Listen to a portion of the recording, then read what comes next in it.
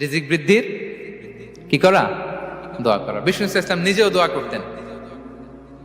উম্মে সালামা রাদিয়াল্লাহু তাআলা আনহা, আমাদের আম্মা জান, তিনি বর্ণনা করেন রাসূল সাল্লাল্লাহু আলাইহি ওয়াসাল্লাম ফজরের সালাতের পরে সালাম ফিরিয়ে তিনি পড়তেন, আল্লাহুম্মা ইন্নী আসআলুকা ইলমান নাফিআ ওয়া রিজকান তাইয়্যিবা ওয়া আমালান মুতাকাব্বালা। আই রিপিট, আল্লাহুম্মা ইন্নী আসআলুকা ইলমান নাফিআ ওয়া রিজকান তাইয়্যিবা ওয়া আমালান মুতাকাব্বালা। প্রত্যেকদিন ফজরের সালাতের পরেই বিষ্ণু ইসলাম এই দোয়াটা পড়তেন, আল্লাহ তোমার কাছে আমি উপকারী জ্ঞান চাই, আল্লাহ তোমার কাছে আমি পবিত্র রিজিক চাই, আল্লাহ তোমার কাছে আমি কবুলযোগ্য আমল চাই, আমার আমলগুলো যেন কবুল হয়। এই দোয়াটা করতেন। এই দোয়াটা পড়বেন তো সবাই। বিষ্ণু ইসলাম নিজে পড়তেন সকালবেলা, একেবারে দিনের শুরুতেই রিজিকের বরকতের জন্য দোয়া করে তিনি ওনার ডে স্টার্ট করতেন।